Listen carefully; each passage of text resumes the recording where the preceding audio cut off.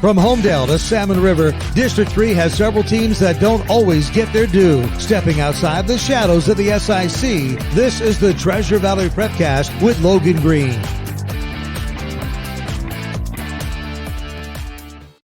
And that is not the right intro. Whoops. Do we have to restream? Let's do this again one more time. Let's try 3, 2.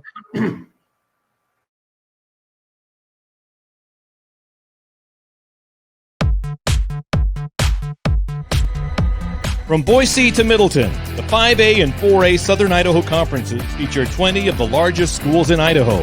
Highlighting the big plays and big stories from Idaho's biggest schools, this is the SIC Prepcast with Wayne Dzubak. All right, that's better. Welcome in to the SIC Prepcast on IdahoSports.com. Brandon Baney alongside Wayne Dzubak. Wayne, every once in a while, I got to throw these curveballs in, keep us on our toes. Yeah, the folks, what do? You just get there, but we get to the point, and I think the point right now is you're ready for Christmas. You got everything all squared away. Yeah, I mean, we're going to be taking off tomorrow, actually, my wife and I, going back up to Montana to visit the family. So we're recording this Tuesday afternoon. I got to get all these podcasts in before we hit the road. So it's madness right now. So yeah, I know. Hey, well, I just saw there was a Hallmark movie called Christmas in Montana. So you could star in it next year. Yeah, I'm just saying. That's the dream right there, I think, is to get one of those cushy Hallmark deals because you're pretty much guaranteed to be in a couple movies a year. And absolutely. Yeah. And you don't get to kiss the leading lady until the last second. You have to wait till the whole time. That's when the movie's over, when the leading man kisses the leading lady and they're all done. That's the Hallmark way. Yeah, there's all that tension that builds up throughout the film. Absolutely. Yeah. Well, there was some tension this past weekend, Wayne, at the first annual Owyhee Classic. Owyhee High School hosting a tournament for the first time ever. They had a big school bracket and a smaller school bracket. We're going to step outside, like the wrong intro that I played. We're going to step outside the shadows of the SIC just for a second, because you did almost every small school game there. What were your impressions of getting to see some of the 2A, 3A schools? I really loved it. I really had a good time. Ambrose, they came into the thing number 1, undefeated in 2A, and they ended up leaving undefeated number 1 in 2A. So what a job they did. They did get that rematch with St. Mary's, who they lost to by 1 point last year in the state championship game, but they just kind of blew them away at this game. Ambrose was ready for it. So St. Mary's awful good. They look like a 3A, 4A team. They really do. They're that big. They're that impressive when you see them. Give them the eyeball. They look good. But Ambrose was ready for him. Johnny Sugarman just really did a great job. He couldn't miss from outside. So I was really impressed with them. It was really interesting because you had everybody there. I think St. Mary's was the largest team you had there, not only in stature, but also in school size. But you also had Castleford there that was 1A Division II. And so it was fun to see everybody come together and play. Aberdeen was over there. So it was just fun to watch them kind of compete amongst each other. I really enjoyed it. I don't get a chance to do the smaller schools very often. So for me, it was a fun time. Yeah. And then when we looked at the big team bracket, there really wasn't much from the SIC there, right? Emmett was there, and I think Timberline, right? Yeah, am I missing anybody else? Yep, Timberline was there, Emmett was there, and that was pretty much it. But and again, it came down to Lake City taking on Pocatello, and I got to do that championship game, and that was fun to watch. I really thought Pocatello, I was really excited because you had 4A against 5A.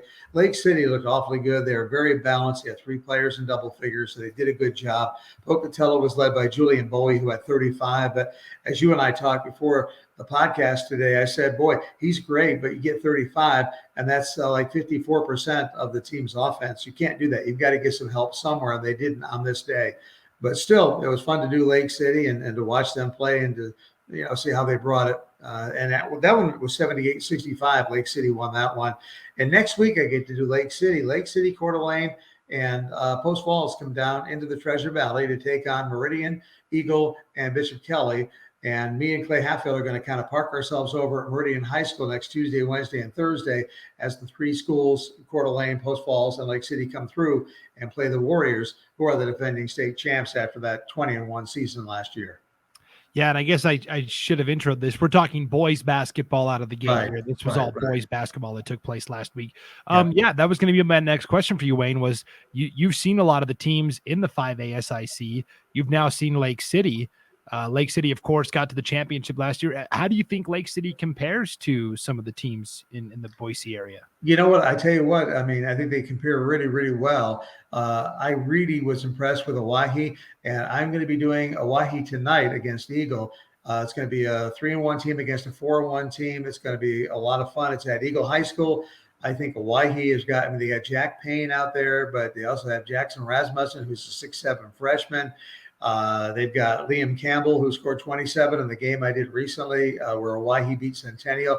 And Campbell's just a sophomore. He's a big kid as well. So I really like Owyhee. But looking at Lake City, they're very well balanced. They've got good size down low. So they got a couple of big postmen at 6'7", 6'6". So I'm impressed with them. But it's too early to tell really how they're going.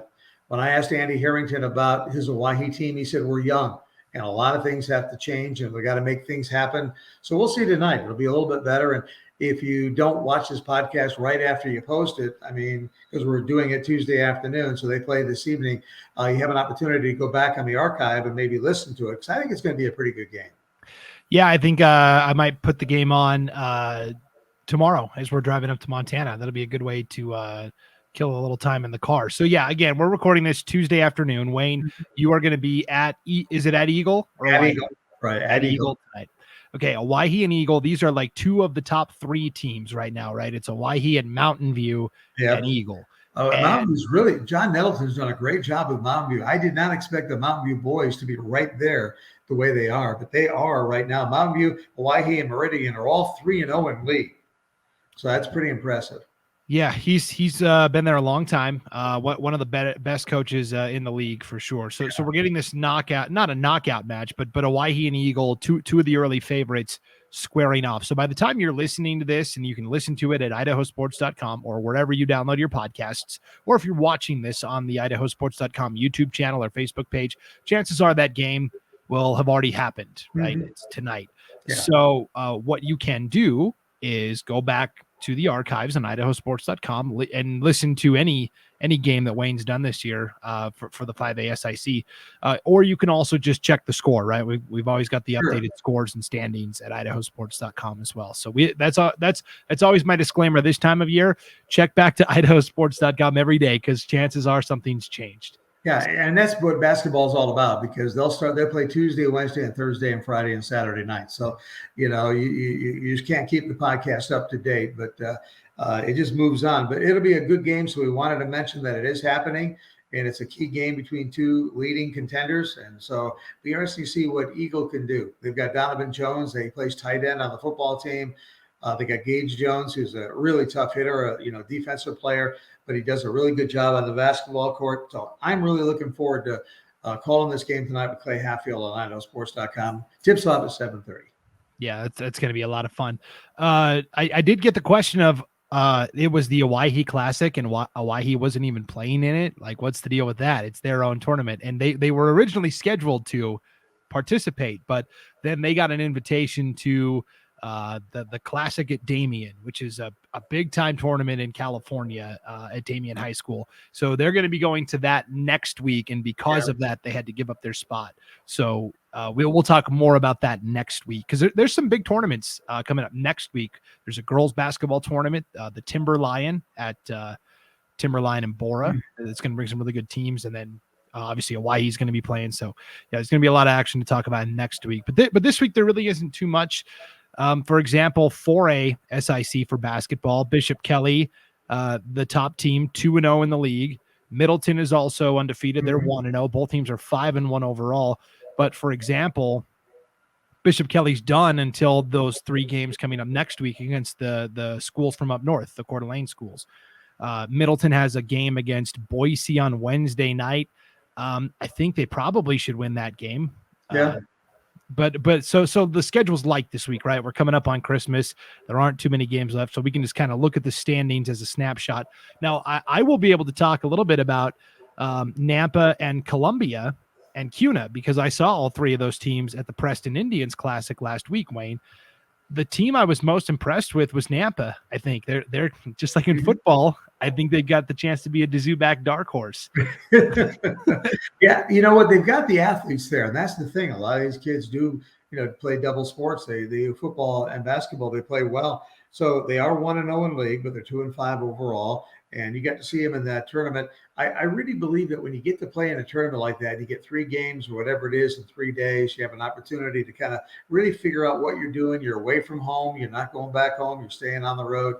I really feel like you get an idea and you grow. And I saw that from all these teams that I did at the Owyhee Classic, how they grew and got better. For instance, Malad came in there, and there's 2A team, and they got bumped by St. Mary's. They had a hard time getting there because of snow. So we took their 5 o'clock game, moved it all the way till 8 o'clock at night in order to play that. Stayed in the same brackets, but we moved the game, and they came back in. And they just got blown out by St. Mary's and came back and did a great job to get all the way through. So good job by them. They grew. They got their first win of the year in there, and they ended up playing Homedale in the consolation game. So, these teams grow, and I agree with you. Nampa probably did that as well. And you're right. They've got some athletes. Yeah, Nampa had a tough road to hoe because they beat Valley View on Tuesday night in overtime. 54-49. They had a big lead. Valley View came storming back. Nampa weathered that storm and won in overtime. So you have an overtime game Tuesday.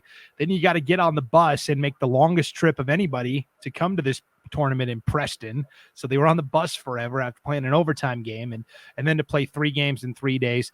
They lost to Jerome by 15, which Jerome won the tournament over Preston. So they're good. They lost to Shelley by 1. They had a chance to actually beat Shelley. Trace Higgins had a shot at the game-winning jumper as time expired, and he missed. In that game, Walker Peterson made a half-court, banked it in just before the end of the third quarter. And then they came back and beat Bonneville. So Nampa, to me, was most impressive. Columbia was missing a couple of guys, and Columbia is the interesting team because they've got last year Jalen Alexander, who was such a great inside player. His younger brother's on the team now, Makai Alexander. Yeah. And he's just as tall, not quite as muscular, but to me, I think he's going to be the key for Columbia. He missed the last game and wasn't really a factor in the second game, and so Columbia kind of ran out of steam. They did win their first game, though, to get to the semis. And then CUNA. I think CUNA's got a really excellent player in Gavin Gordon, who might be one of the best players in the SIC. The problem is if he isn't going or if he's being taken out by the defense, who else steps up? In that last game, Reed Sims finished with 20 points. 18 of them came from the 3-point line. And so he was really feeling it. And maybe Reed Sims is that guy for CUNA. But I thought they actually looked pretty good as well. Yeah, I haven't had a chance to see any of those teams, so you're able to see them in the tournament. So I'm looking forward to seeing, especially I'll do a couple of CUNA games this year as they move around the SIC. But all of those teams are going to get better, and that means you're going to have that really toughness. Right now, it's BK, Middleton, and Nampa and Columbia. And those are the 4 teams that we've talked about. Even so much in football, Emmett was in there. So, in football, but they're not so much in basketball right now, but they've got athletes. So it's a young thing. It's before Christmas time. We'll see what happens. Yep. Should be a lot of fun. Girls basketball. Is there anybody that's standing out to you? We talked about Bora last week and their big win over Boise. I actually got to watch Boise a little bit on some film. You weren't kidding when you say they got the size advantage. They've got some tall players. Yeah, they do. They came back and they beat Mountain View the other day, but of course, with Najuko not there, it's tough. Mountain View's got a few things. They've got to pick it up and figure out what they're going to do without their leading player who they depended on and figured that was going to be a big factor this year. But Timberline is still the class. I mean, they're undefeated. They're 10-0 overall, 8-0 in the league. But you're right, Bora and Boise, 8-2, 9-2 respectively in the league. And overall, rather, and 7-1, 6-2 in the league. So this thing is going to be fun. And then you drop down to Mountain View at 7-3 overall, 5-3, and then it kind of goes down from there. Rocky Mountain 4-3, 6-6 overall. All the rest are below 500. So. Yeah. And then 4A, Middleton still looks like the best team. They finally dropped out of the coaches poll because their overall record isn't spectacular, but they're 5-0 in the SIC, but 6-6 overall. I mean, go figure that one out, But I know they play some 5A teams, and actually early on they had some injuries, so they had a couple of key players gone, and that's why I say, Naya Ojukwu, she's gone from Mountain View. It's one player, but in basketball you start 5, and and you lose one of those key players like that, you're gonna scramble all year long. Yeah, the way it's looking right now in 4A girls basketball is you've kind of got these 4 powers, and they're all from different districts. You've got Blackfoot, the defending champs, Preston, which lost to Blackfoot by 3, Burley, which is undefeated and has beaten Preston, and then Middleton, which fell at the Preston Indians Classic last week. So those 4 are going to be kind of jostling for position all year, which I'm hoping sets up for a really good semifinal round at girls state for 4A. Should be a lot of fun. Yeah, it should be fun. And like when you look at the 4A SIC for the girls, you talked about Middleton and BK, but you've got Emmett, Columbia, and Nampa all sitting there at 3-2 in league. So it's still really a tight race as they get into the holiday break, and then next week tournament time for a couple of them, and it'll be interesting to see what they can come up with. Yeah, should be a lot of fun for sure. So that's kind of our quick snapshot of what's going on winter sports wise. Again, kind of like this week with the Christmas holiday coming up. So before we get out of here, Wayne, we talked last week about the all-state volleyball teams, and then we got some follow-up information on. We talked about how good Skyview is, and the accolades keep rolling in for the Hawks. Yeah, we did. It's always nice that we know somebody's watching the podcast, because we got an email saying, hey, you might want to add this. But we talked a little bit last week about how Skyview had 5 gals on the all SIC team, okay, and they had player of the year, they had coach of the year, all that stuff. But we also found out that Prepvolleyball.com, which is the national thing, they do their top 150 class of 2024. So they're looking at sophomores now, and number 2 is Alex Azevedo. She's an outside hitter. She's 6'2", and the number 11 rated sophomore in the country, this is not in Idaho, this is in the country, is Alex Bauer, a 5'10" setter. So that's pretty cool when you got a national volleyball company taking a look at these guys, and they're ranked in the top 11 as the top sophomores in the entire nation. So congratulations. I mean, Skyview, we know they're good, but they're being recognized nationwide. So we wanted to mention that this week. Yeah, that's very exciting. So the accolades keep rolling in for Skyview. It's a good time to be an athlete in the state of Idaho. I feel like fall sport awards are coming out, winter sports right in the middle of it. It's I don't want to be cheesy here, Wayne, but it's the most wonderful time of the year. Yeah, it is. No, I like that. No, you go ahead and be cheesy, and you can take that Christmas to Montana and all your cheesiness with it. Sounds good. I'll next week I might be doing the podcast from the set of my new Hallmark movie. Oh, there you go. There you go, man. Hey, you know what?